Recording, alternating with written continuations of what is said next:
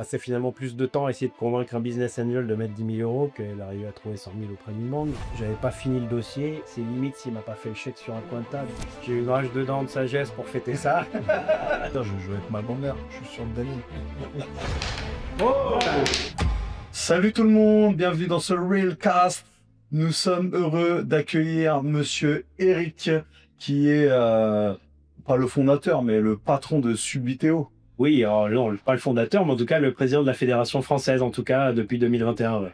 Donc bienvenue à toi. Bah merci de l'accueil, avec plaisir. On a eu du mal à t'avoir, t'es quelqu'un de très très chill, Oui, avec des petits gens. mais putain, entre le milieu associatif et le boulot, et oui, effectivement, il faut s'organiser. Nous avons Coin aux caméras de Jeff Tuche. À mon coin.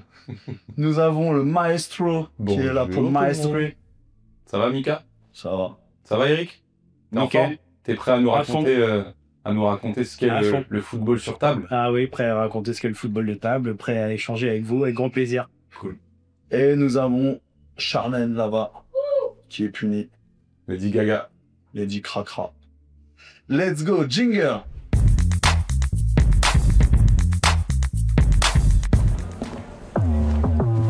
C'est sympa de voir comment on peut faire travailler son argent avec XTB. Car XTB propose de nombreuses opportunités d'investissement comme des actions et des ETF avec zéro commission. C'est vous qui décidez. Et en attendant la bonne opportunité, vous touchez des intérêts. Tout ça sur l'appli XTB. Maintenant, l'argent travaille pour Zlatan. Et plus Zlatan pour l'argent. Attention, investir comporte des risques de perte d'argent et peut ne pas vous convenir. Nous allons passer sur les présentations. Voilà, il faut que tu me racontes un petit peu Ouais. voilà, ta vie, ton parcours. Oh, pas depuis le début quand même, mais Ah si, un peu. si, un peu. Voir un peu ce que tu as fait. Quand tu as commencé, par exemple, à l'âge de 16 ans. Non? J'ai même commencé le Subbiteo à 14 ans en fait. À 14 ans? Au Fédé, ouais. Je jouais déjà un petit peu avant avec des potes et avec ma famille. Mais j'ai commencé à 14 ans en fait, football de table. Dans un tournoi, il y avait à l'époque des tournois qui étaient organisés par l'importateur dans les magasins de jouets. Il y avait des tournois pour les gens qui étaient déjà affiliés à la Fédé et des tournois pour les novices. C'était dans un magasin de jouets à Suresnes. Et j'ai gagné le tournoi des novices et j'ai vu en même temps les joueurs entre guillemets pros. Et puis du coup c'est parti parce que les tournois suivants, du coup j'étais plus novice, j'étais avec les tops du top. Je me suis pris au jeu sachant que je jouais déjà au foot. Ouais. Donc il a fallu assez vite aussi arriver les week-ends à faire des choix entre les tournois de foot et les tournois de football de table. Il y a 58 ans tout pile depuis quelques jours. Ah, joyeux anniversaire alors, si Ouais, c'était il y a pas ouais. longtemps. J'ai eu une rage de dents de sagesse pour fêter ça. Elle pousse encore, c'est un truc de fou. Et ouais, donc il y a 58 ans et donc ça fait plus de 40 ans de football de table, quoi. Donc ça existe depuis les années 80? En France, oui, la Fédé, l'association à l'époque avait été créée en 1980. Oui. D'accord. Et Jean-Michel Larquet, pour la petite histoire, était le premier président de l'association française de foot de table. D'accord. Il était rémunéré par le distributeur de Subbiteo en France pour être la tête de pont un peu. Promouvoir un petit peu la discipline, quoi. Ouais, voilà. Enfin, par son nom, parce que pour le reste, c'est un peu comme dans ces critiques aujourd'hui, on est là pour tous dire. Hein. Il pratiquait pas? Non seulement il pratiquait pas, mais aujourd'hui il a plutôt tendance à tailler un peu tout ce qui bouge, les verres, le foot de table, Ah oui, les trucs. ouais. Voilà. Mm. Mais bon, c'était quand même une belle tête de pont à l'époque. T'as fait quoi avant ça, dans ta jeune carrière? Tu faisais quoi en fait? C'était quoi ton boulot? C'était quoi ton métier? Ah oui, alors j'ai commencé, j'ai fait une école de commerce après bac qui s'appelle Négocia maintenant. Ouais. J'ai fait du marketing et de la vente essentiellement, où j'étais dans le B2B, donc niveau professionnel, vendre des produits d'hygiène, et c'est ce que je fais depuis le début. D'abord chez des grands fabricants, Kimberly-Clark, Johnson. J'ai créé la filiale de Gojo en France. Gojo, c'est le numéro 1 aux États-Unis de l'hygiène des mains professionnelle. Le gel hydroalcoolique? Et notamment le gel hydroalcoolique Purell, que j'ai introduit en France pour Gojo en 1998-99. Bien avant que ça soit à la mode avec le Covid. Et là, c'est vrai ça. Ouais, ouais, on avait beaucoup de mal à l'époque parce que les hygiénistes dans les hôpitaux ne voulaient pas trop entendre parler de gel hydroalcoolique ni de solution hydroalcoolique. Elles voulaient vraiment le vrai lavage de mains. À l'ancienne avec le savon, À quoi. l'ancienne, alors c'est très bien, hein, on en faisait aussi du savon bactéricide, mais les temps de contact pour respecter la bactéricide, si on rentre un tout petit peu dans le détail, font que c'est pas adapté pour se désinfecter les mains 40 fois par jour à l'hôpital. Donc il fallait quelque chose qui soit efficace plus vite. Donc les produits à base d'alcool, les gels hydroalcooliques ou solutions hydroalcooliques. À croire qu'ils ont créé le Covid pour pouvoir vendre le gel hydroalcoolique. Et des masques. Ah, ils l'ont créé pour Et des vaccins. Ils l'ont créé pour vendre d'autres choses en l'occurrence, mais oui, ça a attiré le marché du gel hydroalcoolique, oui, bien sûr. Pendant un an, Ouais. c'est incroyable. Et les niveaux de consommation sont redescendus quasiment à ce qu'ils étaient avant le Covid quand même. À la normale, quoi. Ouais, voilà. Comme pour les masques, ça fait. Et après, Donc j'ai fait ça pendant pendant 15 ans côté fabricant, et ensuite j'ai démarré mes propres business de distributeur de produits d'hygiène et d'entretien. ok. J'ai été donc à mon compte pendant 20 ans à reprendre des petites boîtes en difficulté ou incrustées dans le mur. Certaines avec succès, d'autres avec plus de difficultés, parce que j'ai souvent été sous-capitalisé. On parlait un petit peu de l'investissement tout à l'heure. Moi, j'ai souvent été sous-capitalisé. C'était une période où avoir du financement externe en France, c'était compliqué. Et Business Angel, il n'y avait pas encore Internet et tout ça. Je parle des années 2005, 6, 7, 8. J'ai fait quelques présentations à des Business Angels qui étaient tous, ou presque tous, des croulants, qui avaient de l'argent à plus savoir qu'en faire, mais qui finalement faisaient encore plus chier qu'une banque. L'analyse de dossier, c'était un délire. Ouais, c'est la hélique, hein. J'ai des situations hallucinantes, quoi. Bon. Donc, on passait finalement plus de temps à essayer de convaincre un business angel de mettre 10 000 € que d'arriver à trouver 100 000 auprès d'une banque. Donc, j'ai fait beaucoup de factors à l'époque qui nous a coûté des fortunes pendant. Ah, le factor. J'avais pas le choix, en fait. Donc, ça a été un peu une fuite en avant. Voilà, moi, je regrette rien.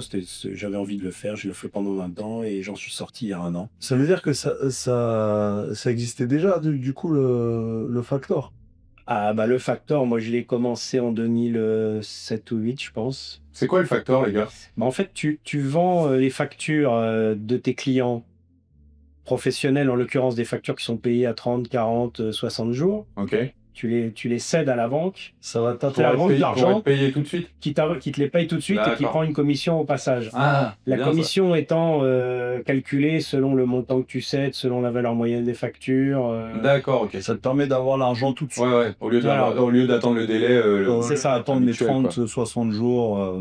Mais du coup, il faut Ok. des marges très élevées au passage parce que pour déjà amortir la commission. Il faut forcer un peu sur la facture, un peu plus, quoi. 3%, quoi, de plus. Voilà, c'est ça.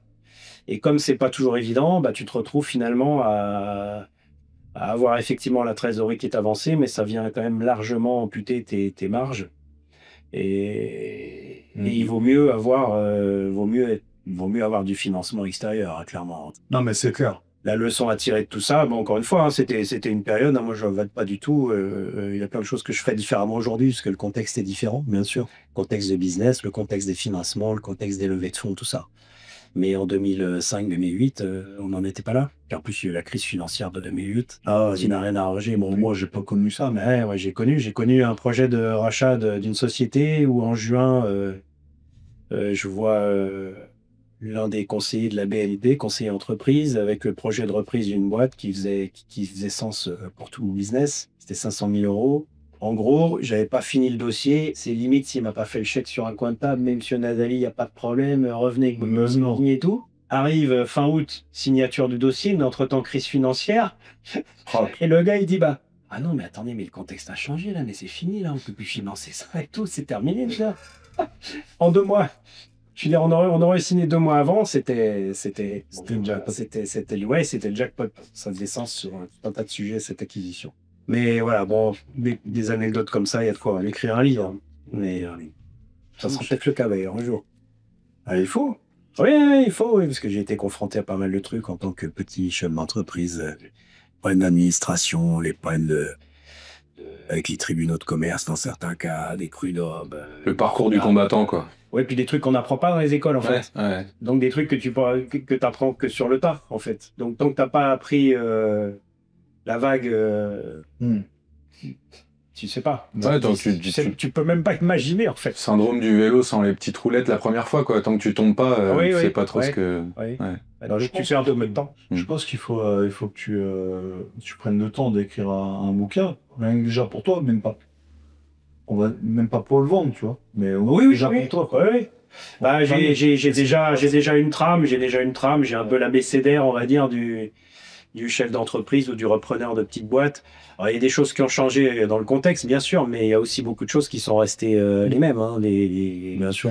Des liquidateurs judiciaires véreux là, pour une reprise que j'avais fait à la barre du tribunal qui m'avait caché plein de trucs. Enfin bref, j'ai tout eu. Hein. Mais bon, ce qui tue pas rend plus fort, il paraît. Bah ouais, t'as pas lâché du coup, parce qu'aujourd'hui tu continues t'es actif encore. Ah bah je suis actif, oui. Alors j'ai arrêté la société, j'ai liquidé il y a 1 an, et donc j'ai été embauché par la marque en main il y a tout pile 1 an pour créer le développement B2B. Donc eux, super boîte, super état d'esprit, financement avec et du digital comme ça se fait aujourd'hui. Donc on combine l'expérience que j'ai au niveau du B2B et leur expérience du digital, et c'est génial, quoi. Mais effectivement, ce qui permet d'être plus efficace, c'est d'avoir aussi eu toutes ces expériences, les positives comme les négatives, qui permettent de moins perdre de temps, en tout cas, d'être plus efficace aussi, j'espère. Mieux armé, quoi. Mieux armé et toujours à la pêche. C'est bon, ça. Et donc du coup, tu as toujours fait du Subitéo. Alors j'ai arrêté pendant une dizaine d'années pendant que mes enfants étaient petits, puis au moment des premiers divorces, parce que forcément, quand tu es entrepreneur, il se passe toujours des choses que tu n'anticipes pas toujours quand tu as 20 ans. Hein. Mais donc quand mes enfants étaient plus petits, plus jeunes, avec les gardes alternés, les machins, enfin les week-ends sur 2, les vacances et tout ça, c'était un peu difficile. Puis le boulot aussi, parce que j'étais à mon compte, donc j'étais à H24, je ne pouvais pas tout faire. Et j'ai repris en 2009 parce que mon fils aîné Paul, qui avait 11 ans, voulait absolument jouer d'une part, voulait partager ça avec moi aussi d'autre part, parce que j'avais gardé un pied dans le milieu, mais sans être actif. 1 ou 2 fois par an, il disait « Ouais, papa, t'es une légende dans le jeu. Il faut absolument, voilà, moi j'ai envie de jouer aussi et tout ça. » Donc voilà, c'est à ce moment-là que c'est reparti. Une légende dans le jeu, ça veut dire que tu as un palmarès alors? Oui, bah, j'ai été champion de France individuel à plusieurs reprises dans les années 87 la première fois, 3 fois de suite en 93, 14, 15, vice-champion du monde, numéro 1 mondial 3 ans de suite dans les années 90 aussi. Ah ouais? Ouais, vice-champion du monde donc, ouais. À Paris d'ailleurs en 80. Incroyable. Tu dois avoir des sacrés doigts. Hein. Bah, il y a le doigt, mais il y a le mental. Il y a le doigt, mais c'est E.T., tu vois. Mais c'est au-delà des qualités techniques, c'est que comme dans toute discipline, finalement, pratiquer à haut niveau. La concentration. Toi, t'es bien placé pour justement l'apprendre l'apprendre, en tout cas le transmettre aussi. C'est que voilà, la concentration, les moments clés. Les choix, à un moment donné, les choix qu'il faut faire, arriver à mettre derrière un mauvais choix pour te focaliser sur l'instant présent et sur ce qui vient, ça c'est un truc pour lequel le football de table m'a énormément... Alors après, je pense quand même qu'il y a une part innée dans tout ça, mais en tout cas, le fait de le pratiquer, de travailler ça m'a aidé aussi dans la vie professionnelle à me dire, bon bah voilà, et personnelle d'ailleurs, avec les vivants, il y a des échecs, il y a des réussites, alors on va pas s'apitoyer sur ce qui va mal, on va s'en servir pour rebondir. Mais du coup, c'est un sport, c'est un sport mental, hein. Ça fait pas transpirer. Ah, ça fait transpirer parce que quand tu te concentres pour gagner une Coupe du Monde, par exemple, ou un gros tournoi, tu as 7 matchs dans la journée de 30 minutes, plus les arbitrages, et je dois être vraiment très focus. La concentration, ouais, de demi-temps de 15 minutes, multiplié par 7 matchs.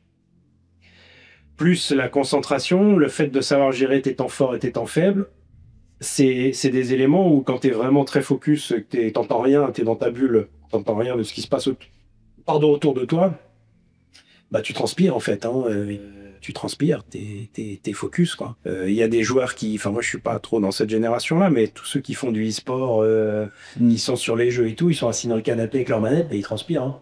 Ouais, c'est vrai. Il y a beaucoup de licenciés sur la planète. Alors il y a à peu près 10 000 joueurs dans le classement mondial.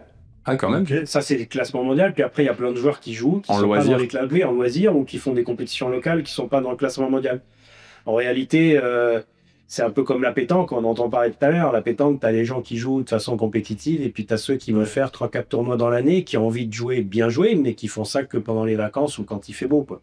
C'est clair. Donc nous, l'objectif de la Fédé aujourd'hui, c'est d'arriver à utiliser les nouvelles technologies, les réseaux, les anciens joueurs de foot, les animations, etc., dans les stades, pour que les gens qui jouent entre eux, parce qu'il y a plein de gens qui jouent entre eux, en famille ou entre potes, et qui savent pas que la Fédé existe, mais arriver à toucher ces gens-là pour qu'ils viennent s'ajouter et s'agglomérer à notre microcosme. Et qui viennent qui viennent assister à la Coupe du Monde, du coup, parce qu'il y a un grand événement qui arrive, là. Ah bah là, la Coupe du Monde 2026, le stade Charletti, 5 et 6 septembre 2026. Incroyable. Donc à Charletti, à Paris. On coche, hein. Dans le gymnase, dans la salle Sharpie, donc la salle du PUC et du Paris Volley. Donc là, on aura à peu près 300 joueurs venus de 25-28 pays du monde, tous les continents représentés, donc des Japonais, des Brésiliens, des Australiens, des Singapour, États-Unis, puis évidemment l'Europe. Donc oui, ça va être un gros truc, oui. Ça va être un gros truc parce que c'est un peu le moment charnière pour le football de table en France, c'est d'utiliser cette vitrine pour arriver à médiatiquement, alors je ne vais pas dire exploser, parce que de toute façon on sait qu'on reste dans une discipline où quand tu es derrière le foot, le rugby, bon, il n'y a déjà pas la place pour grand monde, mais en tout cas... Surfer sur cet événement pour démocratiser, populariser. Voilà, démocratiser, populariser. Utiliser aussi ça pour qu'on continue à poursuivre ce qu'on fait avec les anciens joueurs dans les stages de foot, comme avec Laurent Fournier par exemple, et un champion du monde 2018, là, bientôt, là, la semaine prochaine. Ah, c'est-à-dire? Ah, je ne peux pas en dire plus. On sera diffusé après. C'est vrai, on sera diffusé. Ah bah oui. Mais il y a que une 42 aussi, non? Alors 42 avait été effectivement au lieu. Alors lui avait été payé par Subito à l'époque aussi par le distributeur pour faire des pubs. Ah, c'était des pubs. C'était des pubs. Ok. Ah, je pensais que c'était un joueur. Ah non, Attends, un champion du monde 2018 qui va... Il n'a pas lâché. Qui fait des stages de foot. Faut qu'on trouve. Qui fait des stages de foot. Ouais. Varane. Bravo. Raphaël Varane. Ouais. Putain, génial. Donc le 11 avril. C'est cool. Et ce sera où du coup? À côté de Lille. Ok. Bon, on sera diffusé après, donc c'est bien comme ça, tu vois. Ouais. Dans le 11 avril. Raphaël Varane, donc c'est la première fois qu'on touche effectivement de la génération un peu plus récente qui parle plus aux plus jeunes, parce que moi je suis fan de foot de la première heure, hein. J'ai joué au foot, on va dire entre 14 ans et 30 ans en club, et évidemment j'y suivi, mon club de cœur c'est Saint-Étienne, mais je suis pas sectaire, à part Lyon évidemment, mais... Donc tes joueurs, ils ont un maillot vert. Ah, mes joueurs, j'avais des joueurs qui avaient un maillot vert quand j'étais effectivement vice-champion. Maintenant, non, maintenant j'ai plus le temps de peindre. C'est toi qui choisis.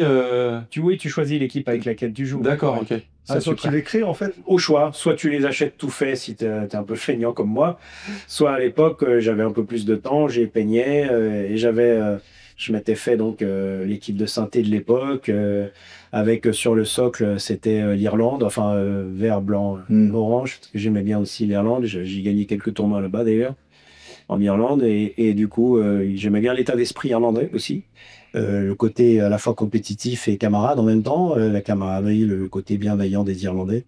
Et ça c'était dans les années 90. Oui. Maintenant je joue avec Liverpool plus souvent. Liverpool c'est aussi les Reds. Les Reds. J'ai une affinité particulière avec ce club aussi, hors nord de Saint-Étienne. Pas trop triste du coup que le rouleau compresseur parisien ait éjecté Liverpool de la Ligue des Champions cette année. J'étais un peu partagé parce que j'aime bien Paris Saint-Germain aussi, parce que effectivement j'ai plein d'amis dans la sphère parisienne. J'allais voir plein de matchs du PSG quand j'étais ado. Et encore un peu après, donc le PSG Real Madrid, le fameux 4-1, j'étais au stade, j'ai vu pas mal l'époque où il y avait Safet Suzic, le Mou, tout ça, j'étais très souvent au stade avec des potes, et encore après, justement, quand Laurent aussi jouait, et j'allais régulièrement aussi au parc. Liverpool, pour moi, est un petit peu au-dessus dans le sens où, je parle pas du niveau de jeu, mais c'est un club qui est affilié à l'Europe, qui a une affinité particulière, qui a 6 Ligues des Champions, c'est une ville de 500 000 habitants, enfin c'est une ville de foot, quoi. C'est une ville de foot qui met un cœur dans tout ce qui se fait, quoi, qui joue. Le You Never Walk Alone à Anfield Road, ça met les frissons à chaque fois. Enfin, je veux dire, c'est des gens qui, un peu comme à Lens, un peu comme à Saint-Étienne, c'est des stades qui vivent le foot comme je l'aime, quoi. la ville respire au Ouais. rythme du club, quoi. Ouais, et puis bon, en plus, en termes de musique, je suis fan des Beatles, donc les Beatles et Liverpool, c'est intimement lié, voilà. On est vraiment dans un... Tous un brick, en fait. Donc, C'est le puzzle de ma vie, quoi, tu vois. C'est bien dit, hein. c'est magnifique. Pas mal dit, hein. Donc du coup, Beautiful. du coup, ils sont rouges, les Ah, ils sont rouges, les là, petits ouais. bonhommes, on appelle ça comment du coup? Les figurines. Les figurines sont rouges Oui. et pour le coup, tu les as fait faire ou c'est toi qui les as... Ah, je les ai fait faire, parce que je suis très... Ouais. Avec une imprimante 3D ou Non, non, enfin, un gars qui a peint, un anglais, il m'a fait Mohamed Salah, Van Dyke, les chaussures, le truc. D'ailleurs, ça, c'est la matière. C'est du plastique. Ça peut se faire par une imprimante 3D. Alors, il y en a qui le font maintenant, oui. Ouais. Tu peux jouer avec. Il se trouve que pour le côté compétitif, il y a des questions d'équilibre, parce que les quelques grammes de plus ou de moins changent l'équilibre de la figurine. C'est pas forcément plus efficace en 3D pour être compétitif. Après, pour t'amuser, bien sûr, ça va très bien. Et le ballon, c'est un ballon officiel ou c'est un ballon? Oui, il y a des ballons officiels qui sont fabriqués par différents fabricants, mais il faut que le poids et le diamètre soient respectés à 100%. Parce que c'est incroyable, je pense qu'on fera une petite démo tout à l'heure, mais en fait, quand on voit ça, on se dit, mais... Enfin, sincèrement, quand tu connais pas, j'ai eu l'occasion, moi... du foot. Ben non, mais avec Eric, la dernière fois, on s'est vu sur Ah un oui. stage de Laurent Fournier, il est venu faire une petite démo. Et tu sais, quand tu vois ça et que tu connais pas, tu te dis, comment tu peux kiffer et t'éclater avec une balle sur une table, tu sais... Voilà, Ah oui. quoi. Et quand tu le vois faire... Tu dis, oh, je veux faire pareil. Non, mais c'est... Ouais, bah, carrément. Mais c'est une discipline, quoi. Ils arrivent à faire des effets avec les joueurs, avec les ballons, à enrouler, à faire des... C'est incroyable. Franchement, c'est... Ah Oui, oui, vous arrivez c'est- à enrouler le ballon. Enfin, plutôt la figurine, on l'a fait tourner. Après, tu peux tirer au-dessus d'un mur. On fera tout à l'heure. Ah, c'est un démo, truc mais de fou. c'est vrai que ça reproduit le foot le plus fidèlement en miniature. Et c'est aussi ça qui fait l'intérêt des entraîneurs de foot, des clubs. Là, on a une animation à Metz, dans le stade, à la fan zone, mi-avril. Je retourne aussi à Geoffroy Guichard pour faire une autre animation en tribune le 13 avril. Mm. Donc, il y a des clubs de foot. On est en discussion avec Lens aussi. Donc, il y a les clubs de foot sont intéressés aussi par le lien, la proximité avec le foot. Et montrer les tactiques, expliquer aux gamins qui font dans des stages de foot, par exemple, que le positionnement pour une reprise de volée, il y a des similitudes avec nous, le positionnement autour de la table, un peu comme si tu voulais jouer au billard. Si tu joues au billard en étant placé n'importe comment, tu vas peut-être réussir ton coup, mais si tu es bien placé, bien en équilibre, bien, Bah oui, tu as plus de chances de réussir que si tu fais n'importe quoi. c'est clair. Chez nous, c'est pareil. Et il y a combien de joueurs? Alors, on est en 1 contre 1, Ah, c'est qu'un joueur. un joueur. Enfin, Non, les figurines, on est- c'est 11 contre 11. Ah, les figurines, c'est 11 contre 11, oui. Ok. Mais on est 1 contre 1 autour de la table. Ouais, les figurines, c'est 11. Les figurines, c'est 11 contre 11 comme un match de foot. Et on a des compétitions par club où là, c'est 4 matchs 1 contre 1, un peu comme la Coupe Davis au tennis. 4 matchs 1 contre 1 qui se jouent en même temps. Et le résultat des 4 matchs fait que ça fait le résultat de la rencontre. Et en équipe de France, par exemple, Coupe du Monde, on a la compétition individuelle le samedi et les compétitions par équipe de pays le dimanche. Donc l'équipe de France U12, l'équipe de France U16, l'équipe de France U20, les féminines, les Open, les vétérans. Et vous jouez avec des gants ou... Parce que ça doit faire mal à force, non? Alors, les gens qui débutent, quand on leur fait pratiquer et faire des exercices de tir, par exemple, ils finissent par avoir un peu mal au doigt. Bon, nous, on est habitués à faire... Bonjour docteur, je voudrais un arrêt de travail, j'ai une tendinite, mais qu'est-ce que t'as fait? J'ai joué au Tu rigoles, Sudoku. tu rigoles, mais à l'époque, c'est aussi ce qui m'avait fait un peu arrêter. Ah ouais En 2000, parce que bon, j'avais donc le divorce, le boulot, le machin, mais j'avais aussi effectivement une tendinite qui faisait que j'arrivais plus à être aussi compétitif et ça me rendait fou. C'est-à-dire que Du coup, tu joues avec celui-là? je jouais, bah tu peux, t'as le droit, mais c'est vachement moins précis. T'as le droit, mais c'est Ouais, vachement ouais, moins précis. Et le fait d'avoir cette c'était pas une douleur, mais enfin cette gêne lancinante faisait que j'étais moins performant. Et à l'époque, je ne supportais pas d'être moins bon que j'étais 3-4 Ah bah ans avant. oui. C'était... Je supportais pas. C'est Donc, aussi une partie d'échec un petit peu, enfin c'est très stratégique, non? c'est très stratégique aussi. Ouais. Bah, c'est-à-dire que le niveau technique est proche entre les meilleurs joueurs. Donc, la différence va se faire sur le pourcentage de bons choix que tu fais finalement. Ouais. Et rapidement, parce que souvent ça joue assez vite. Mm. Donc, il faut jouer précis, vite, et faire le plus de bons choix possible dans tes choix d'attaque et tes choix de défense. C'est pas une partie d'échec en accéléré, quoi. Où il n'y a pas que le Et cerveau qui d'ailleurs, travaille. il y a on va reprendre une maxime et rendons à César ce qui est à César. Justement, tu parles des échecs, mais j'ai vu sur le site de la Fédération française d'échecs l'autre jour un slogan qui définit bien aussi le foot de table, c'est l'intelligence du jeu, l'émotion du sport. Ok. Ouais, c'est pas mal. C'est pas mal. Ça fait Pas réfléchir un petit peu. Hein, Ça fait c'est pas réfléchir. mal. Mais du coup, on dit, parce que nous, on dit Subbuteo, mais Subbuteo, c'est la marque du jeu, en fait. C'est le jeu. Oui, On appelle ça le football de table. Subbuteo, c'est la marque on va dire, qui a créé le jeu au départ, Ah, par d'accord. laquelle ça a commencé. Et depuis les années 80, fin des années 80, disons, il y a d'autres fabrications possibles. Subbuteo est resté sur la partie vraiment du jeu. Et les matériaux compétitifs, les équipes compétitives sont fabriquées par d'autres aujourd'hui. D'accord, ok. C'est comme si on disait Bonzini pour les baby-foot. baby-foot. Oui, voilà. Bonzini, c'est le numéro 1 de la vente. Mais alors, Bonzini vend toujours des baby-foot pour les compètes. Mais Ouais. nous, par exemple, on a un partenariat au niveau de la Fédé avec Stella, qui fait aussi du baby-foot. Ok. Stella Baby-Foot.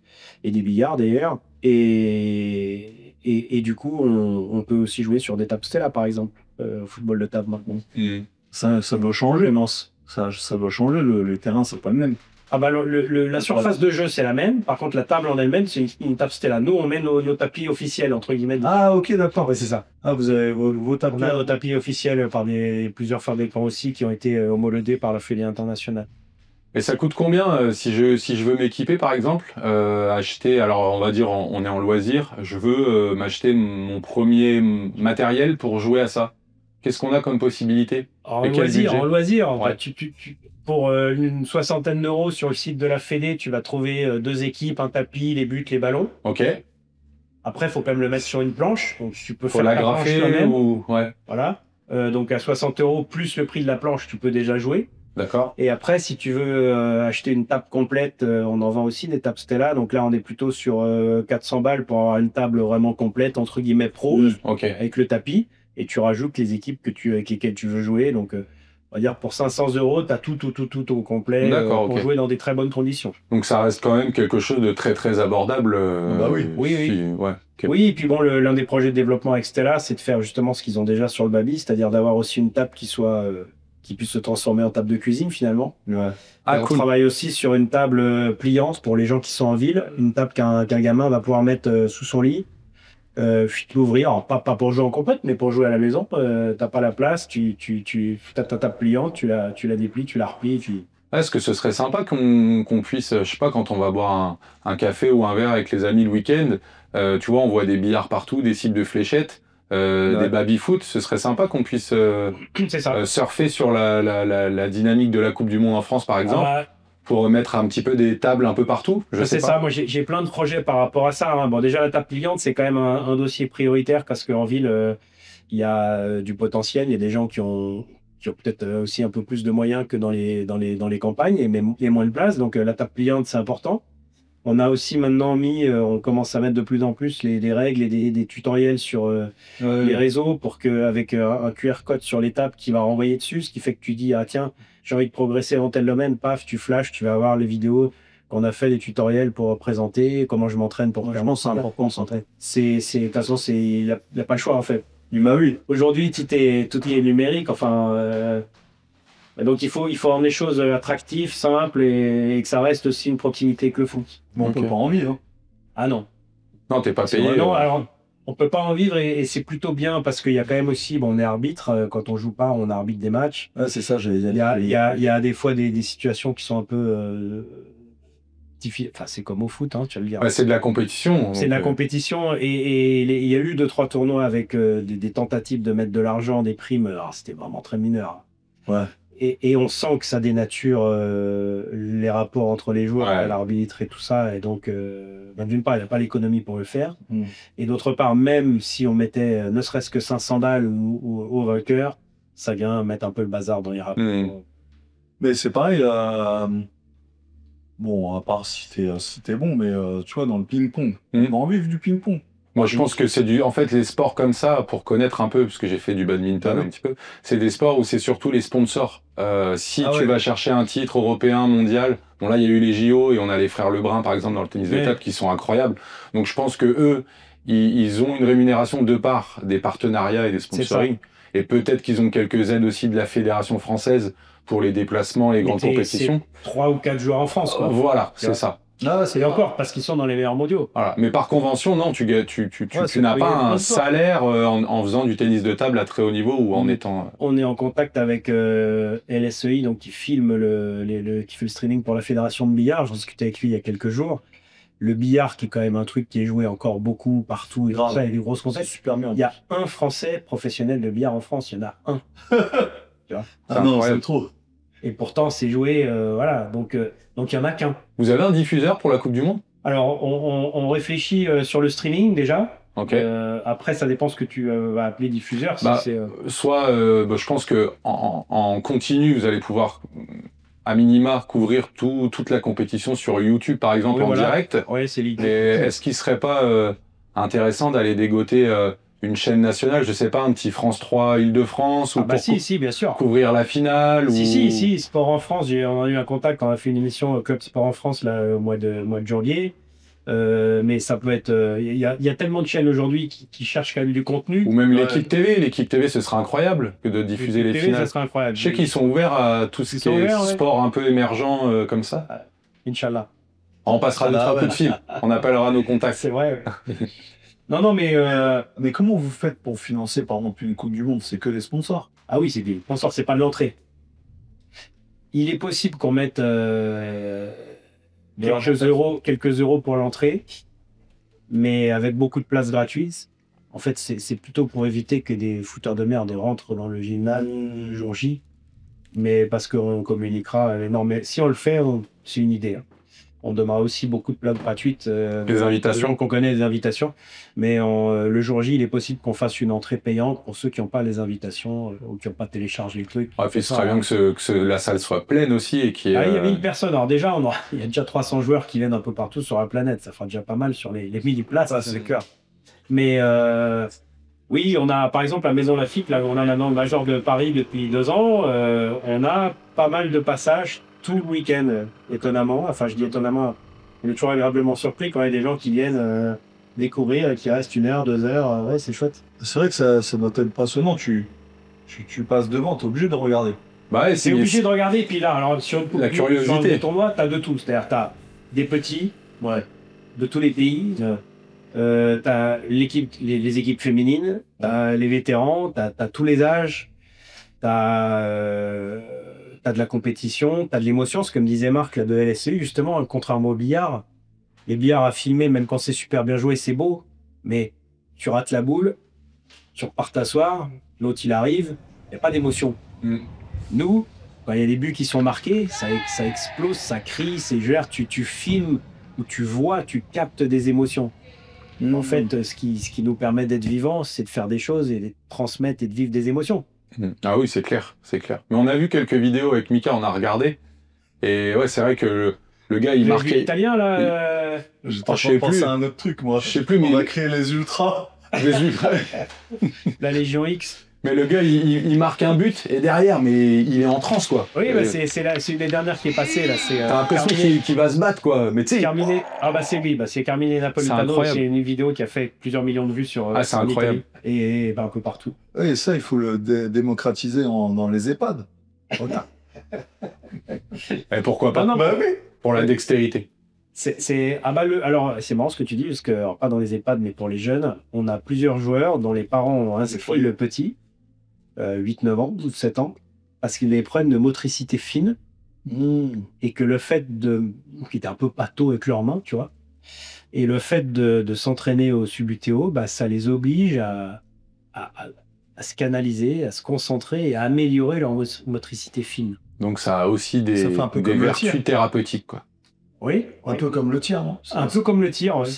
Bah, c'est-à-dire que ça c'est te pareil, canalise. ça te canalise, tu te concentres, tu focuses, et à un moment donné, je reprends souvent ça parce que, évidemment, il y a la partie jeu, mais comme tu parlais de badminton tout à l'heure, badminton, tu peux jouer au badminton à la plage et c'est pas vraiment du sport. Oui. Et tu veux faire du badminton, j'ai fait une saison à Issy-les-Moulineaux à l'époque, le IMBC, quand on avait créé le club de C'est un Subutéo, très très grand club d'ailleurs. Très très grand club. Il y avait à l'époque, comment elle s'appelait, c'est championne de France. Perrine Rosita. Lebionic. Rosita, son nom va me revenir, c'était Rosita qui était championne Ouais, de c'est France. plus vieux alors. Ouais. Et, Rosie. et je veux dire, le badminton, si tu commences à jouer un peu en club, même à petit niveau, putain, tu t'en chies quand même. Hein, C'est un des sports les plus complets physiquement. Ouais. Ah oui. Ouais, t'as 100% de tes muscles Ah qui oui, travaillent et cardio, partout. c'est... Cardio, c'est terrible. Et puis comme t'es pas enfermé dans une bulle comme le squash, où là, le squash, c'est vraiment, pour le cardio, c'est trop pour moi. Mais bon, après, il kiffe. Mais... Et là, je commence le badminton samedi. C'est vrai? Ah bah tu vas On va voir. voir. Ah bah, tu vas voir. Tu vas voir. D'abord, tu vas kiffer, mais tu vas en chier aussi. Là, tu vas... Moi, je pensais que j'allais avoir le volant, là. Le volant, je pensais que ça allait être des plumes. C'est pas des plumes, en fait. Ça, en compétition. Si, en compétition. Quand tu atteins un certain niveau. Ouais. Et c'est pareil, c'est que techniquement, je pense qu'ils sont tous relativement proches, mais après, ce que tu fais de ton coup, l'amorti, repartir, c'est des choix. C'est des choix. Ouais, de la stratégie. Et comme au football de table, où c'est ce que tu fais de tes coups et de tes choix qui va faire que tu vas être performant ou pas. Donc, tu choisis tout en étant un peu physiquement entamé, quoi, parfois. Donc il faut la lucidité, il faut la réflexion, c'est comme chez nous que c'est un peu pareil. Bah attends, parce que là si tu fais ça au niveau du joueur, le joueur il part. Oui. Oui. Et ça veut dire que ça fait un peu comme le hockey sur glace, il y a des barrières ou... Alors oui, il y a des barrières, voilà, là on va être sans barrière tout à l'heure, mais si tu joues avec la bonne maîtrise de ton coup, il va pas trop tomber le bonhomme, il n'y a pas de raison. Ah ok. Tu dois prendre ça en compte aussi en fait. Tu dois prendre en compte que tu veux taper le ballon avec telle force pour qu'il aille à tel endroit, et que ton bonhomme aille, lui, à tel autre endroit. Comme si t'as un replacement au billard. T'imagines, toi?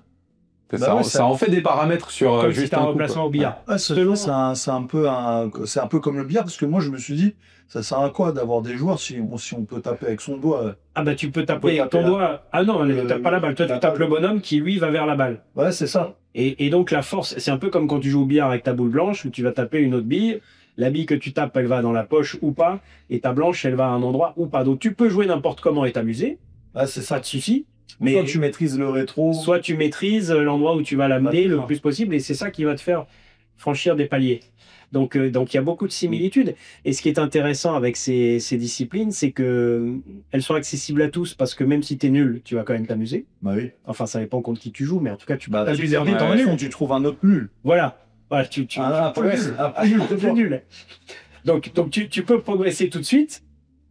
Enfin, tu peux jouer en étant nul et t'amuser. Et puis petit à petit, bah, tu vas aller franchir les étapes et de plus en plus, comment je vais dire, imaginer l'étape d'après, le replacement, etc. Ouais, j'étais en train de dire, je vais jouer avec ma grand-mère. Je suis sûr de gagner. Ah, attention. Attends. Attention, hein, les choix tactiques. Ouais. Bah, en tout cas, on verra ça tout à l'heure parce que forcément, on va faire une démonstration. Ah bah ouais. T'as amené un petit peu forcément, j'ai amené un tir de terrain. Voilà. Et on a hâte de voir ça en tout cas. Et puis maintenant, on va passer à la séquence suivante, Mika, non? Allez, c'est parti. Donc du coup, jingle. Ok, donc du coup, Eric, maintenant, ce qu'on aimerait savoir, c'est que tu nous évoques tes meilleurs moments, les meilleurs moments que tu as pu dans ta vie, que ce soit professionnellement ou personnellement. Voilà, on t'écoute. Il y en a beaucoup. T'as 15 secondes pour réfléchir. Il y a eu beaucoup de merveilleux moments. Bah, déjà, évidemment, la naissance de mes enfants. J'ai 4 enfants. Donc les naissances et la vie avec les enfants, en fait, mes enfants, c'est toujours une grande joie et un accomplissement d'une certaine manière, de les voir évoluer et tout ça, et d'avoir une relation avec eux qui évolue au fil de d'une part de leurs besoins, mais aussi de leur évolution à eux. Donc c'est effectivement une joie renouvelée du coup. Donc c'est des grands moments passés, mais c'est aussi des moments, des beaux moments en cours et futurs. Donc ça, c'est vraiment numéro 1, bien sûr, au-dessus de tout le reste. Après, d'un point de vue professionnel, j'ai eu aussi plein de très beaux moments. Hein. Le fait de créer la filiale de Gojo en France, par exemple, pendant plusieurs années, d'avoir la confiance de la direction Europe et États-Unis, d'avoir la chance de travailler avec des belles personnes et des personnes qui, à la fois, m'ont énormément appris humainement, professionnellement, mais avec qui il y a pu aussi avoir des échanges qui ont nourri mon évolution.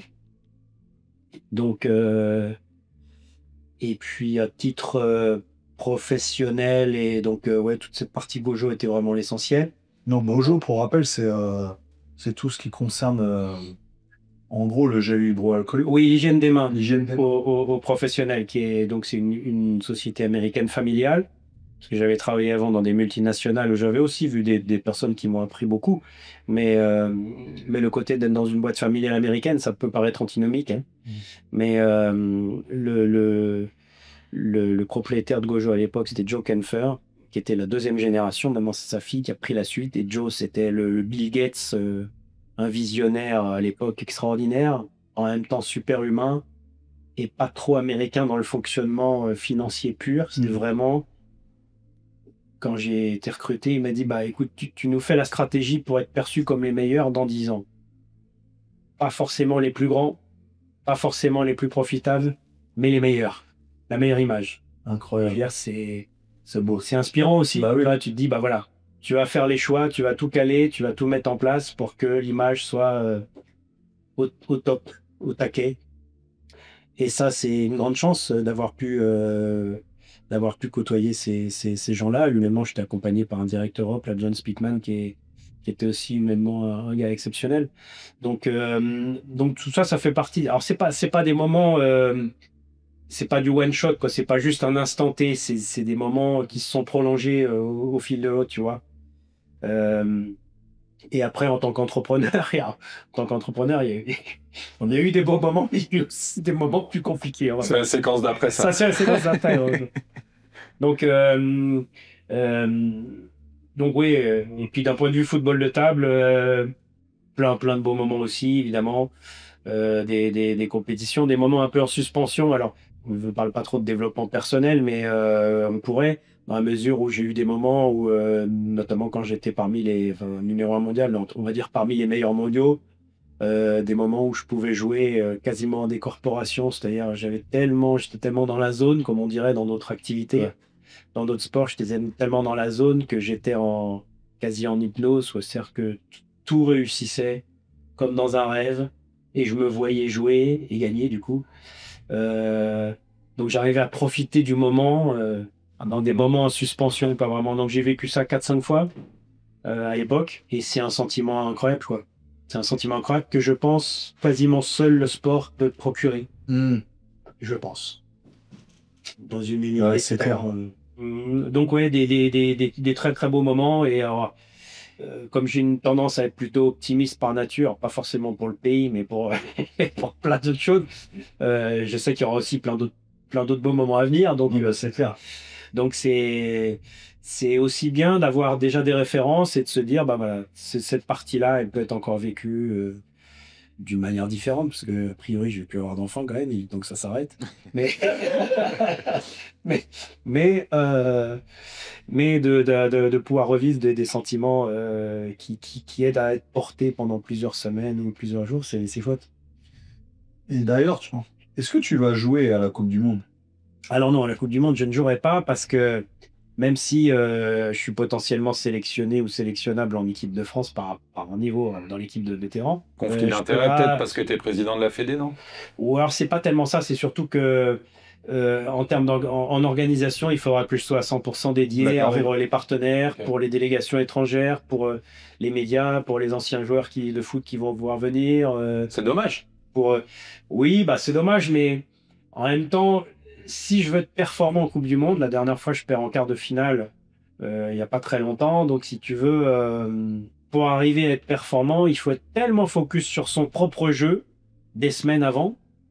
Je sais que je peux plus faire ça. Enfin, je peux plus. C'est pas une question d'incapacité, c'est une question de priorité et de choix. C'est-à-dire que vu que j'ai la Fédé, j'ai mon boulot, Bien sûr. Dans le désordre, j'ai d'abord mon boulot et j'ai ensuite la Fédé. Je dis ça au cas où Nico et Max ce podcast. J'ai d'abord mon boulot et j'ai aussi la Fédé. Et du coup, pour être joueur de haut niveau, de très haut niveau, il faut être focus sur soi, sur son jeu. Et c'est plus possible. J'aurais une frustration à simplement jouer pour être là, quoi. C'est clair. Et sachant que par contre, j'ai ce que je peux faire moi en tant qu'organisateur et accueil pour les gens et de fédérateur de cette équipe d'organisation, il n'y a pas grand nombre d'autres au niveau de la Fédé qui pourra le faire. Donc, quelqu'un qui me remplacera pour jouer, ça, il n'y a pas de problème. Ouais, non, Quelqu'un qui me remplacera pour organiser, c'est pas possible. Ok, donc du coup, on va passer sur la séquence d'après. Donc, je te laisse lancer le jingle. Jingle! Donc là, on va faire l'opposé maintenant. Quels sont les moments, enfin, on va dire, les pires moments que tu as vécu dans ta vie, si tu souhaites l'évoquer, hein, le partager avec nous. Oui, bah après, forcément, hein, j'arrive à un âge où il y a eu des beaux moments, il y a eu aussi des moments plus difficiles, sans ordre particulier, mais Combien de gardes à vue t'as fait? non, non. Ça, effectivement, c'est pas encore arrivé. Il peut y avoir des premiers atouts. Non, mais déjà, justement, la séparation avec mes enfants lors des divorces, notamment le premier, où les week-ends, quand ils sont petits et qu'il faut aller les ramener à leur mère, c'est déjà dès le dimanche, à partir de midi, tu commences à avoir la gorge nouée, et tu te dis, putain, je sais que je suis pas tout seul à connaître ça ou à l'avoir connu, donc c'est des moments d'une violence assez inouïe, en fait. Et puis dans le même ordre d'idée, mon quatrième enfant, que la maman m'avait fait dans le dos, mais il n'empêche qu'il était ici avec nous et elle est repartie au Guatemala. Elle l'a enlevé, on va dire, au Guatemala puisqu'elle était originaire de là-bas et je l'ai pas vue depuis 5 ans, donc à part quelques échanges WhatsApp. Donc en 5 ans, il se passe des choses, évidemment. Déjà, il parle plus que espagnol, donc moi, comme je baragouine espagnol, c'est un peu compliqué les rares fois où j'ai par WhatsApp, mais bon, j'essaie de m'en sortir. Et donc oui, ça c'est une douleur, récurrente et qui est là un peu comme pour les joies. D'ailleurs, hein, c'est pas un one shot, hein, c'est un truc qui reste en sous-marin en permanence. Hormis ces éléments-là, évidemment, le décès de ma mère il y a 5 ans, même s'il y a eu des très très beaux moments sur sa fin de vie. Et notamment le dernier jour, ça reste aussi un truc difficile, très difficile, mais bon, voilà, c'est la vie, hein, on n'est pas préparé à ça. Enfin, en tout cas, moi, j'étais pas préparé à ça. Ceci. Pour le reste, à titre professionnel, il y a eu des moments difficiles, il y a eu des peines, il y a eu des joies. J'en extrais pas grand-chose de particulier dans le sens où tu reprends des boîtes en difficulté, tu sais que tu es un peu sous-capitalisé, tu sais qu'il va y avoir des choix difficiles à faire, tu recrutes des gens, t'en licencies de temps en temps, c'est le boulot, c'est la vie, ça touche toujours un petit peu parce qu'on est dans l'humain quand même. Bah oui. Et en même temps, j'ai fait des choix souvent d'ailleurs trop tardifs à cause du côté humain qui m'ont pénalisé. Alors évidemment, les gens que tu vires, ça les pénalise aussi, mais ce que je veux dire, c'est quand tu fais les choix trop tard, ça te pénalise toi aussi, donc... Dans les choses que je ferais différemment, je pense que je saurais couper plus vite. Mais ça, c'est un conseil, ça. Oui, c'est une lesson learned. Ouais. C'est une leçon apprise. Douloureusement. Ça. Douloureusement. Parce que quand tu fais les choses avec humanité, tu dis, allez, on va encore essayer 2 mois, 3 mois, je t'essaye, puis finalement, ça le fait pas, quoi. Ça le fait pas plus, quoi. Ça le fait pas plus. Ça le fait pas plus, ça te fait perdre du temps. Ça te fait perdre du temps. Ce temps-là, c'est peut-être 10 000 euros, et 10 000 euros, il manque à un moment donné. Hein, donc oui, c'est une leçon à tirer. Je sais pas si je recommencerai dans l'entrepreneuriat, il y a peu de chance, en tout cas... je suis très content d'être dans la situation où je suis aujourd'hui. Donc après, il ne faut jamais dire jamais. On ne sait jamais ce qui peut arriver de l'année ou d'une autre. Mais c'est sûr que la leçon à tirer, ou si je dois donner effectivement un conseil, j'ai un fils par exemple qui a un peu un esprit entrepreneur, c'est dire, ce qui doit être fait au moment où tu commences à avoir le doute, il faut le faire. Il ne faut pas attendre 3 mois de plus, 6 mois de plus. T'as entendu, Charlène? Quoi? Bon, t'écouteras le podcast. Vas-y, je te laisse dormir. Il y a un private joke ou non? Alors, c'est justement, ce que tu viens de dire, c'est très important. C'est que, moi, ça me parle. Mika aussi, je pense. Bah oui. N'attends pas, quand tu es dans des phases décisionnelles, si tu commences à avoir le doute, n'attends pas, ne repousse pas l'échéance et la prise de décision dans 3 mois, dans 6 mois, parce que sinon, tu le feras jamais, en fait. Ou tu le feras trop tard. Ou tu le feras trop tard. T'auras perdu. C'est-à-dire que tu as toujours... À l'époque, j'étais associé avec une personne qui me dit « Ouais, mais bon, on va pas le virer, c'est Noël dans un mois. » Bon, ok, alors c'est Noël dans un mois. puis après c'est les vacances, puis après c'est Pâques, puis après c'est les vacances d'été, puis après...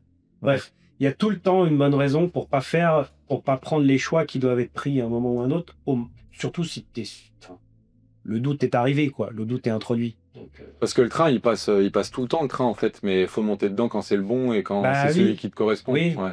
Oui, et puis finalement, au moment où tu commences à avoir le doute, c'est que c'est déjà la bonne décision, quoi. C'est un peu comme sur le jeu. À un moment donné, tu hésites entre deux options, mais il y a toujours une option préférentielle. Tu dis, ah, je vais faire ça.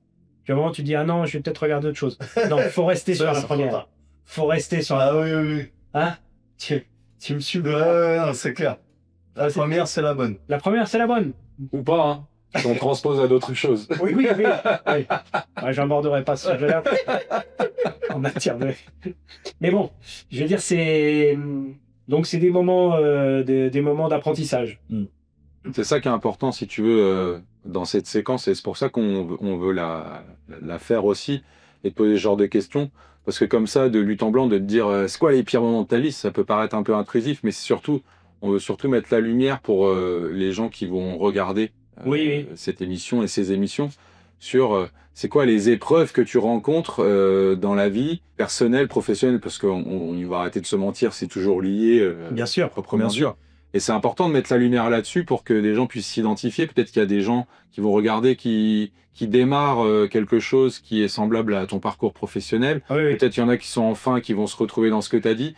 Et c'est pour ça que c'est intéressant et qu'avec Mika, on veut mettre la lumière aussi sur les épreuves et pas seulement sur les bons moments. Ah oui, non, mais c'est justement, c'est super, c'est louable et je pense que c'est plus utile, du coup, d'utiliser ces moments-là et ce qu'on en tire. Parce que bon, les moments festifs, les moments joyeux, les moments super positifs, en réalité, t'en tires quelque chose, mais c'est pas le même apprentissage. T'en tires de la joie, tu rayonnes peut-être un peu plus autour, etc. Mais c'est vrai que, comme dirait l'autre dans le sport, hein, comme tu dis, un peu les passages, c'est que tu apprends plus quand tu perds que quand tu gagnes. Non, c'est que là, c'est pareil, tu prends des claques dans la figure et parfois, tu es l'artisan. Enfin, moi, j'ai été l'artisan des propres baffes que j'ai pris dans la figure parce que j'ai trop attendu. Ou, je pense notamment à deux cas où, effectivement, tu étais l'ego, notamment une reprise à la barre du tribunal où j'en ai un peu parlé tout à l'heure, où j'étais, comment je me suis fait un peu arnaquer par le liquidateur et par le tribunal sur des trucs qui étaient cachés, mais je voulais tellement la faire que j'ai fait quand même. Alors qu'en fait, il n'aurait pas fallu, quoi. Parce que tu le savais déjà un petit peu avant. Ah, j'avais un petit doute aussi, je me suis dit, mais bon, c'est un nom, c'est un truc, tu te dis, putain, si je fais ça, je suis quand même le boss, quoi. Tu vois ce que je veux dire? Ouais, alors en fait, derrière, tu sens toute la caravane d'emmerde qui arrive. Et j'ai d'ailleurs un ancien client qui avait été entrepreneur et qui a fait plusieurs reprises. C'était un financier, lui. Hein. C'était pas un entrepreneur, c'était un financier. Grosse différence. Et j'en ai rediscuté avec lui. Après, il m'a dit les meilleures affaires, c'est celles que tu payes cher. C'est pas celles que tu payes pas cher. Ça te parle, ça? C'est QFD. Ça te parle, ça, Mika? Non, ça me parlait pas, mais maintenant, je vais réfléchir. Et il me dit, en fait, tu reprends une boîte. Bah oui. Pas cher. En fait, il y a tout le temps plein de raisons. C'est multifactoriel, les emmerdements qu'elle a eu. Ouais, c'est logique, le marché. Mauvaise organisation, des gens trop payés, ou des clients qui payent mal, etc., etc. C'est multifactoriel. Alors qu'en fait, un truc que tu vas payer cher, ou en tout cas qui est pas dans le mur, quoi. Il est structuré, il est organisé. C'est une machine de guerre. La machine, elle est là, quoi. Ça tourne et c'est prêt, quoi. Tu mets tes chaussons dedans, tu rajoutes un peu ton sel, ton poivre, ton truc, et bam. Alors que la boîte qui est incrustée dans le mur, il y a tout le temps tellement de raisons qu'il faut que tu prévois plus cher au final pour la restructurer et pour en faire une machine de guerre que celle qui est déjà une machine de guerre. Ouais. Et c'est la leçon que j'ai tirée de ça, mais lui, c'était un financier. Ouais, j'ai toujours été plus entrepreneur que financier. T'aimes bien Bernard Tapie, toi aussi? Moi, je trouve que Bernard Tapie, à l'époque, alors bon, je suis de la génération où il a monté tout ça, j'écoutais ses émissions, je lisais ses bouquins, évidemment, tout ce qu'il a fait avec l'Olympique de Marseille. J'ai eu l'occasion d'en parler avec certains des joueurs qu'il a eu, qu'on connaît bien. Ouais. Et je joue au foot à l'époque, et je pense que en tant que jeune entrepreneur, ou à l'école de commerce, t'entends Bernard Tapie ou t'entends Bernard Tapie dans un vestiaire de foot, t'as envie de courir. Je cours. T'as pas besoin de picouse, hein, tu cours. Ouais. Et je trouve qu'il était extrêmement inspirant. Alors après, il a fait des erreurs, il a fait des conneries, comme beaucoup de gens qui l'ont taillé. Il en a sûrement même fait moins que tous les gens qui l'ont taillé à l'époque.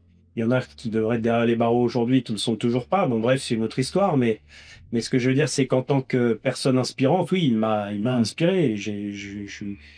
Non seulement j'ai pas peur de le dire, mais je suis très fier de le dire, oui. Non, mais parce que lui aussi, il reprenait des boîtes, mais lui, bah, du coup, c'était des boîtes. Ah bah il a commencé avec des oui, bah, il avait des montages, il avait tout un talent que peu en tout cas que moi je n'avais pas manifestement. Ah, c'était un sacré personnage, hein. Bah ouais. Bernard Tapie. Qu'on aime pas, il faut reconnaître que c'était quelqu'un qui en imposait, que ce soit dans le sport ou dans le business, même un peu de politique à un moment. Voilà, c'était Bernard Ouais, et Tapie. puis il a relancé Bernard Hinault à l'époque dans le vélo, parce qu'on parle de foot avec l'OM, mais il a fait avec Bernard Hinault dans le vélo et l'équipe La Vie Claire qui était exceptionnelle, Greg Lemon, tout ça, il a changé tout un tas de choses dans la manière de fonctionner du milieu sportif, et du business aussi. Je pense qu'il a donné envie d'entreprendre à beaucoup de jeunes Français. Et que c'est on a besoin en France de patrons ou de sportifs inspirants, parce que moi je vois souvent ce qui va pas très bien dans ce pays, mais on a tellement de potentiel qui est mal exploité que ça me rend fou des fois. Alors que tu te dis, on aurait dit Bernard Tapie dans l'esprit inspirant et tout ça, que ça pourrait encore plus exploser, quoi, ce qui se passe en France. Ah, je suis d'accord. C'est ça, hein, tu te dis, tu t'en Il était vraiment fort. Hein. des gens inspirants dans le sport, dans la politique aussi peut-être, même si c'est un domaine un peu plus particulier, mais dans les entreprises, dans le trading, dans l'innovation, dans les relations, la formation, dans le tout, quoi. digital. Voilà, il manque des personnalités comme ça qui se mettent un petit peu en avant entre guillemets et qui tirent tout le monde vers le haut. Mais je pense qu'on les a. Hein. Mais elles sont cachées parfois. En tout cas, oui, on les a. On a un gars comme par exemple Niel à l'époque qui avait fait quand même pas mal de trucs. Il a été très inspirant aussi, Xavier Niel, mais bon, il est un peu mouillé dans la politique maintenant, donc c'était autre chose. Mais je veux dire, le début, c'était quand même, il a fait aussi pas mal de choses. Il y a plein de gens qui ont fait des belles choses en termes de business, mais une personnalité comme Tapie, avec une grosse gueule. Avec une grande gueule, un gars venu tout le monde. Un gars venu d'en bas. En fait. Ouais, ça c'est vrai. Il est venu du Bourget. Enfin voilà, c'est une belle réussite à la française quand même, malgré tout. Et ce qu'il a perdu, c'est de rentrer en politique. Mais ça, c'est une autre facette de sa vie. C'est clair. Incroyable. Bon. Et toi, tu es issu d'une famille comment, pauvre, classe moyenne ou Classe moyenne. Ouais, classe moyenne, normale. Bon, mais les parents n'étaient pas spécialement entrepreneurs, loin de là. Loin de là. Et si tu veux, pour la petite histoire, à l'époque, quand je faisais l'école de commerce, c'était à côté de Saint-Lazare. Je prenais le train depuis Vaucresson et Suresnes tous les jours. Et j'arrivais à Saint-Lazare avec le même train tous les jours, quasiment, avec les gens assis à la longue place qui font ça toute leur vie. Je te jure, ils ont leur place. Ils ont leur place. Non, t'assois pas là, c'est la place de Michel. Et puis je m'étais dit à l'époque, jamais ça, quoi. Jamais ça, quoi. 30 ans à prendre le putain de train tous les jours à la même place. C'est pas possible. Donc ça a été aussi un moteur. Prends-moi de me dire, mais je veux pas ça, quoi. Non, je veux pas ça pour ma vie, quoi. Mais bon, il y en a à qui ça plaît, hein, manifestement.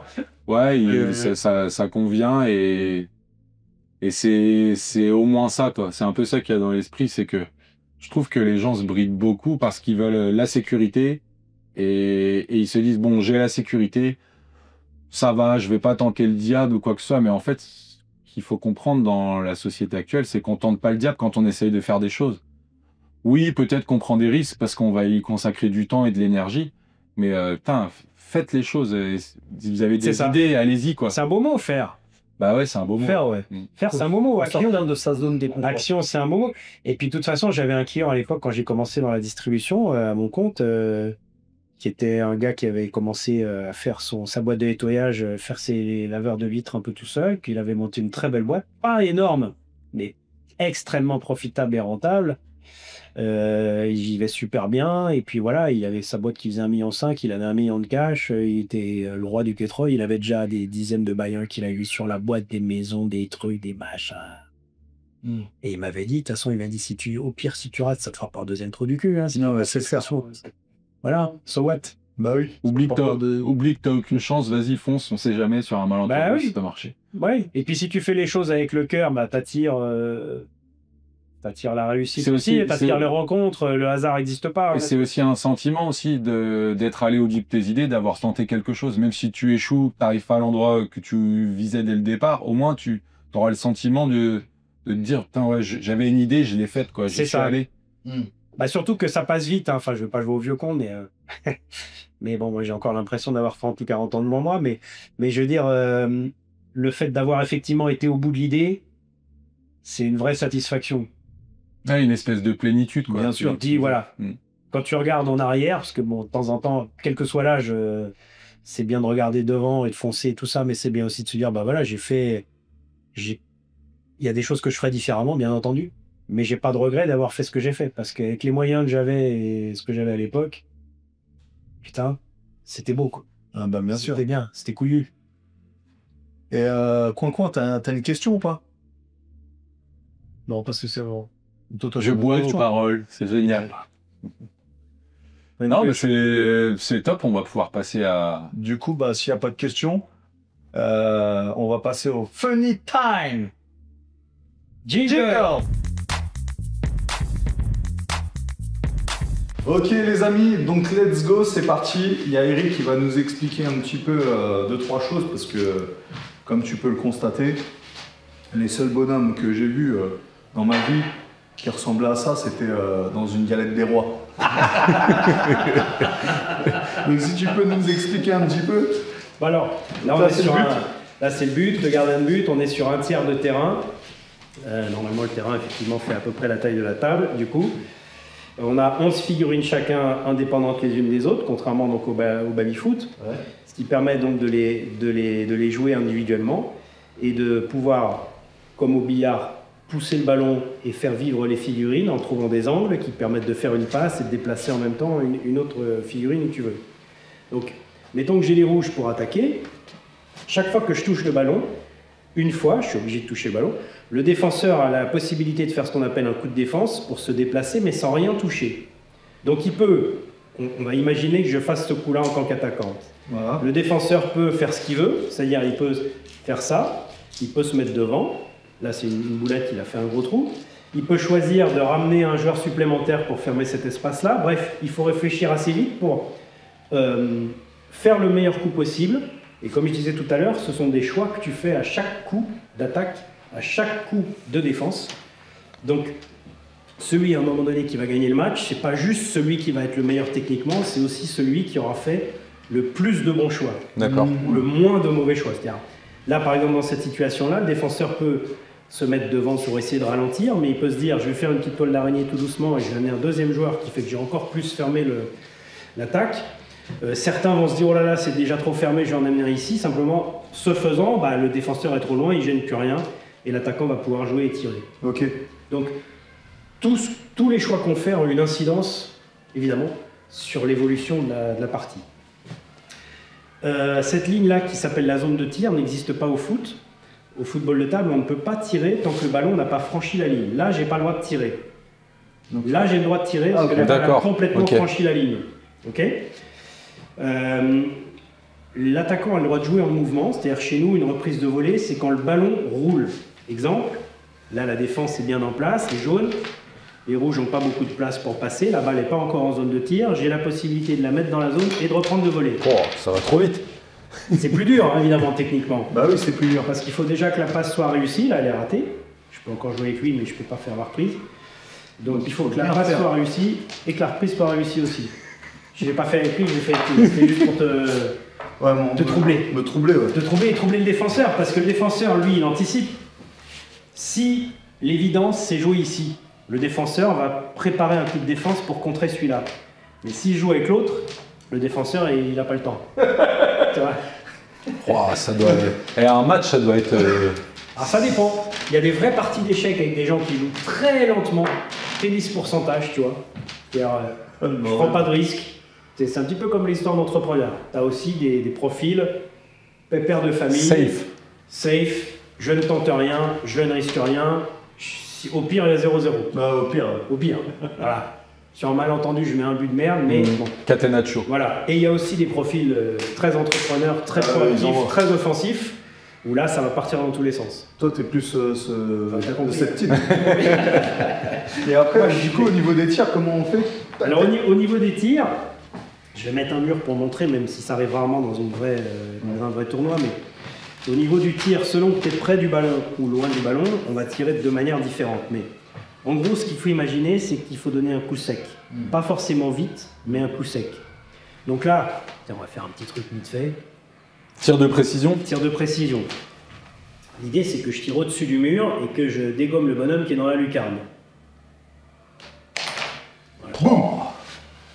Incroyable. L'idée, c'est d'arriver à avoir le maximum de précision pour que le gardien ne puisse pas intervenir. Donc ça, c'est pour un tir de près. Pour un tir de plus loin, parce que le ballon a franchi la ligne, donc j'ai le droit de tirer.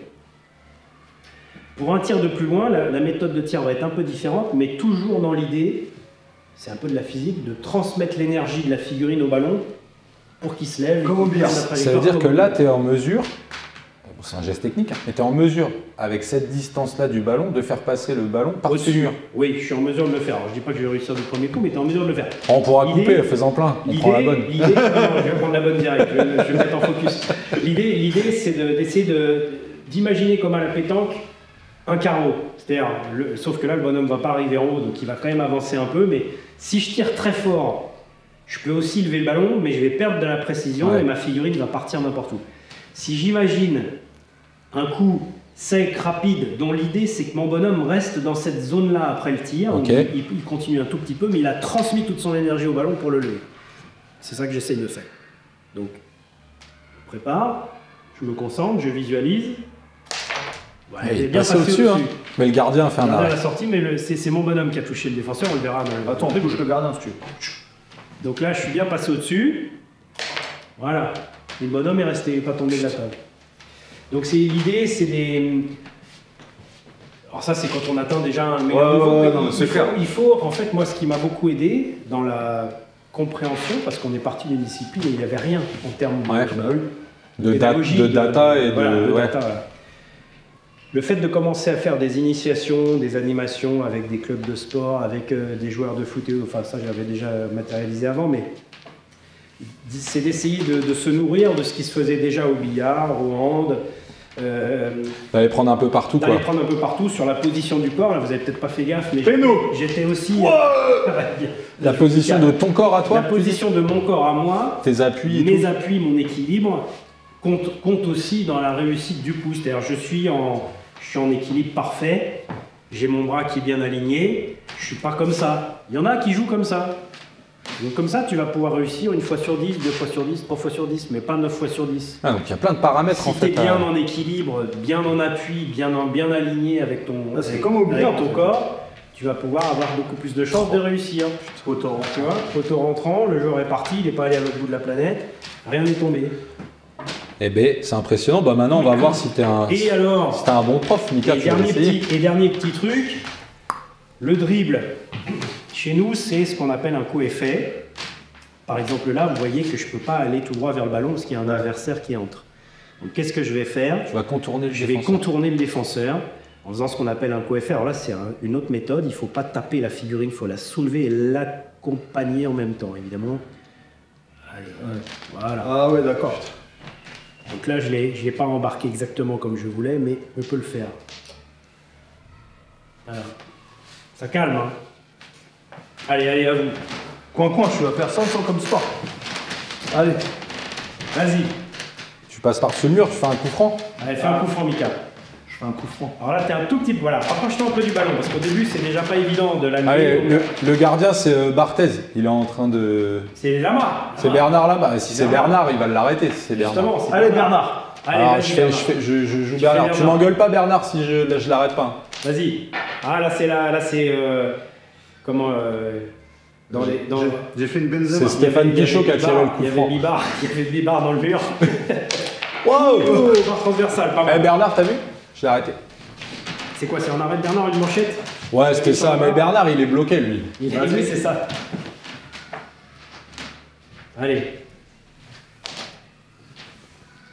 C'est dur, hein, en vrai.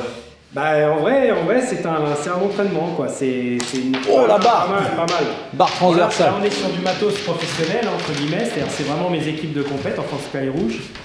Qui permettent d'avoir... C'est pas grave. Bah, il vaut mieux éviter qu'ils se cassent, en tout cas. Mais Allez, j'essaye. c'est pour ça qu'on a les barrières habituellement. Mais là, sur le demi-terrain... Tu vas au but Vas-y, va au but. Là, on prépare la La Coupe du Monde, on s'entraîne. Coupe du Monde 2026. 2026. On fera la Coupe du Monde des celebrities. Hop, hop. C'est pas trop loin là, ça va? Ah, c'est parfait. Coach, c'est bon? Vas-y. Bien en équilibre, bien en appui. Bam, coup sec. Allez. Alors tiens, c'est comme tout à l'heure, tu as tendance à légèrement bouger ton doigt et qui fait qu'il tape le ballon trop sur la droite. Donc, Ok.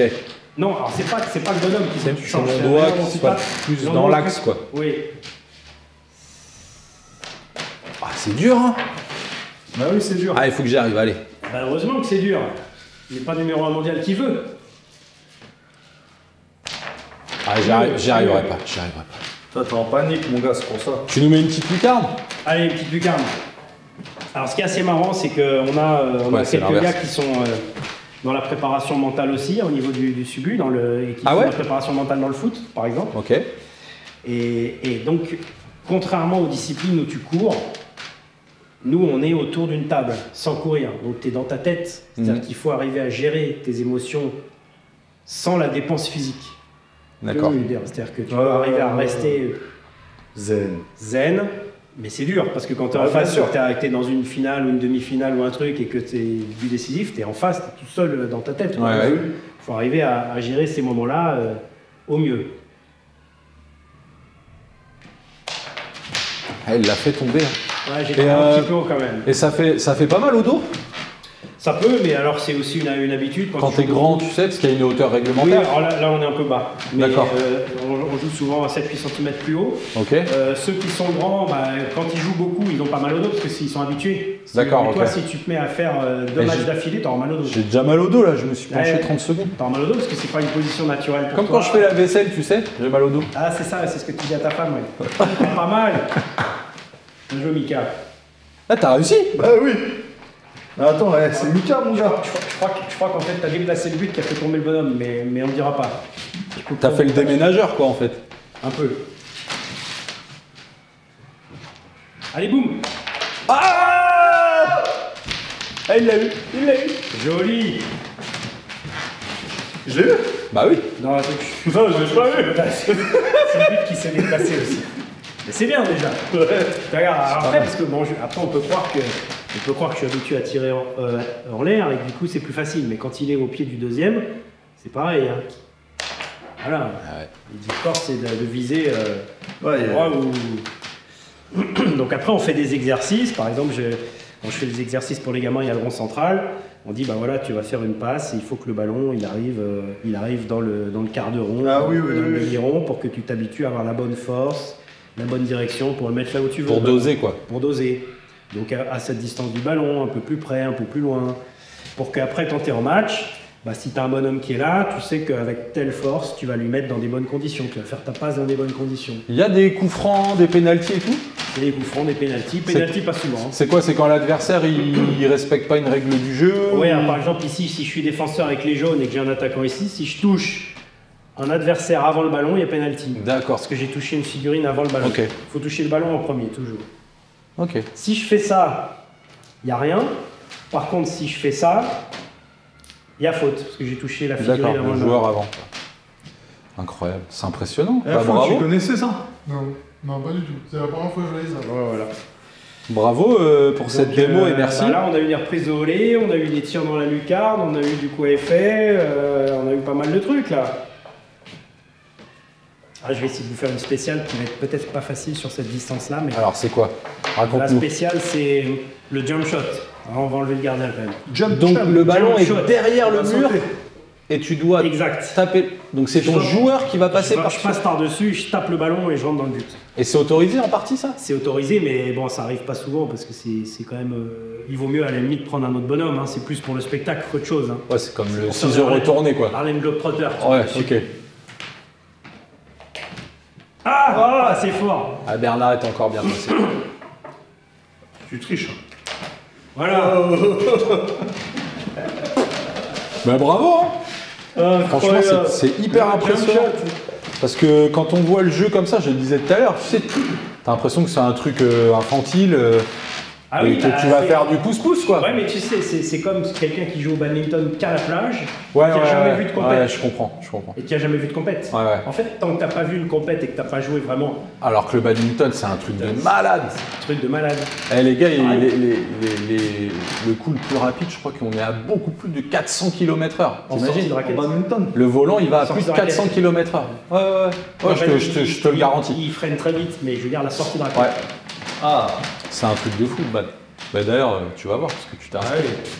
Alors, tu vas voir. Samedi là. Ça sera la première. Bah oui. Non, mais alors, si tu commences comme ça, t'es mal. Ça, c'est le tennis. Le bad, c'est au-dessus. Et alors après, quand le volant va arriver à tes pieds, là, il va falloir la remonter. Prendre le smash derrière, là. Tu vas voir. Je vais m'occuper de toi. on va bien rigoler. vous avez merci rigolé. Eric. Merci les gars. Merci. Voilà les amis, c'était du coup le défi. Le défi est terminé. Il faut jouer au foot de table. Hein. J'allais dire au Subitéo. Mais en vrai, Subitéo, c'est une marque. Ouais, bah, c'est un peu la marque générique maintenant. C'est un peu comme Sopalin ou Kleenex, quoi. Au Nutella, quoi. Bref, il faut jouer au foot de table. C'est important. Ok. 3fts.fr pour les clubs. 3fts.fr. On le mettra. 3fts.fr. 3W. Et il faudra suivre aussi la Coupe du Monde 2026. Ah bah oui. Ça, c'est obligatoire. Qui aura lieu à Charletti. Charletti, 5 et 6 septembre. 5-6 septembre 2026. Bah, j'espère qu'on y Coupe sera. du Monde, hein. Ça va être Coupe du incroyable. Monde. Et on viendra encourager les Français. On va encourager l'équipe de Cocorico. France qui est sur maillot. Alors d'ailleurs, On sera là. D'ailleurs, voilà Ah, tu nous as ramené ai ramené un petit cadeau pour la vitrine. le petit cadeau pour la vitrine. Maillot de l'équipe de France. Bon, ça c'est un Super. des maillots de jeunes. Maillot ouais. de l'équipe de France de football de table, fait par LF Sport, donc la marque de Laurent Fournier, où on a un design, voilà, de maillot de l'équipe de France, avec la forme du Super, socle. On retrouve la forme du socle des figurines, ici, Ok. voilà, qui symbolise la forme du socle, le coq français, et le logo de la Fédé, ici. Donc maillot LF Sport, de notre équipe de France, super maillot. Super, bah c'est un super souvenir ça. Merci. Et tu peux nous le dédicacer quand même. Parce qu'il va être dans la vitrine. Il va nous le dédicacer. Je peux le dédicacer, c'est le dédicacer. Super, merci beaucoup, c'est cool. Voilà les amis, c'est la fin de cet épisode. Donc bisous à vous. Bisous à tous. Merci à tout le monde. Merci Dédé, merci Mika. Merci Eric. Merci Eric d'être Charlie. venu. Merci, merci Coin. Merci Coin. Merci Coin. Merci Flo. Merci Flo. Pour ton soutien depuis Ton 5 soutien. minutes. Ouais, depuis 5 minutes. Il est juste venu manger en vrai. Et merci à XTB. C'est notre partenaire, hein, XTB France, qui est notre partenaire officiel. Et c'est grâce à XTB, grâce à eux, qu'aujourd'hui, on peut se permettre d'inviter des personnes incroyables comme Eric. Mais parce qu'on coûte cher. Parce qu'Eric, il n'est pas gratuit. Merci XTB. Merci beaucoup. Donc voilà, je vous laisse, abonnez-vous et au prochain épisode. Bye bye. C'est sympa de voir comment on peut faire travailler son argent avec XTB, car XTB propose de nombreuses opportunités d'investissement. Même pour votre épargne. Maintenant, l'argent travaille pour Zlatan. Plus Zlatan pour l'argent. Attention, investir comporte des risques de perte d'argent et peut ne pas vous convenir.